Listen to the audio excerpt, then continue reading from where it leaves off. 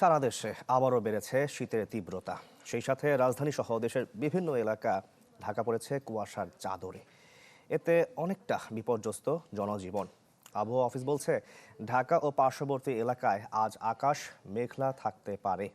সকাল 7টা থেকে পরবর্তী 6 ঘন্টার আবহাওয়ার পূর্বাভাসে জানানো হয়, আজ আবহাওয়া শুষ্ক থাকতে পারে মাঝারি থেকে ঘন কুয়াশাও। তবে দিনের তাপমাত্রা সামান্য বৃদ্ধি পেতে পারে। এছাড়াও উত্তর পশ্চিম দিক থেকে 5 থেকে 10 কিলোমিটার বেগে বাতাস প্রবাহিত হতে পারে। দর্শক, আবহাওয়ার আরো খবর জানাতে বিমানবন্দর এলাকা থেকে যুক্ত হচ্ছেন আমাদের সহকর্মী মুহাজির হক। মুহাজির, যেমনটা বলছিলাম, গত দুদিন রোদ থাকলেও আজ ভোর থেকে আবারও শীতের তীব্রতা বেড়েছে, কুয়াশাচ্ছন্ন আকাশ। শিডিউল বিপর্যয়ের কথা বলছিলাম আমি। শিডিউল বিপর্যয় হচ্ছে যেগুলোতে, সেখান থেকে কখন এই ফ্লাইটগুলো ছেড়ে যাবে জানতে পেরেছেন কিনা সবকিছু মিলিয়ে জানাবেন।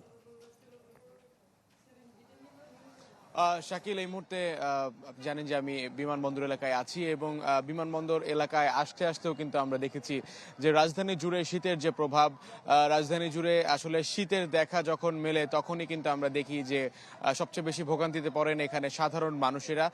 এই সাধারণ মানুষদের ভোগান্তির কথা যখন আমরা বলি, তখন আবার আমরা দেখতে পাই যে আজ যেহেতু শুক্রবার ছুটির দিন, সে কারণে ছুটির দিন হওয়াতে আমরা রাস্তায় মানুষজনের উপস্থিতি কম দেখেছি। বিজলি কেবলসের স্কিন কোটেড ইনসুলেশন আগুন প্রতিরোধী। বিজলি কেবলস, নিরাপদ আজীবন।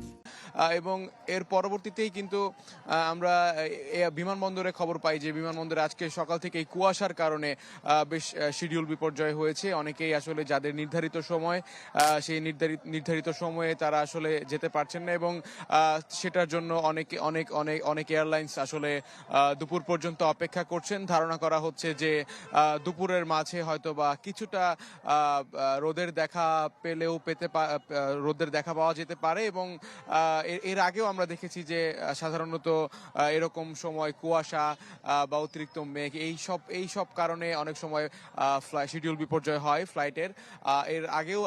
এর আগেও আমরা দেখেছি যে শীতকাল অথবা এই সময়টাতেই মূলত ফ্লাইটের যে শিডিউল বিপর্যয়, সেই বিপর্যয়ের সেই ঘটনাটা ঘটে এবং এর কারণে কিন্তু আমরা দেখতে পেয়েছি যে এখানে বিমানবন্দর এলাকায় মূলত যাত্রীদের কিন্তু এখন বেশ চাপ। যাত্রীরা আসছেন এবং বিমানবন্দর এলাকায় আমরা দেখতে পাচ্ছি যে এখানে অনেকে অনেকক্ষণ ধরে অপেক্ষা করছেন। রাত থেকে যারা আসছেন তারা বেশিরভাগই অপেক্ষা আছেন। সব মিলিয়ে একটা ভোগান্তির মতো অবস্থা। আমি মহাজির, আপনাকে ধন্যবাদ।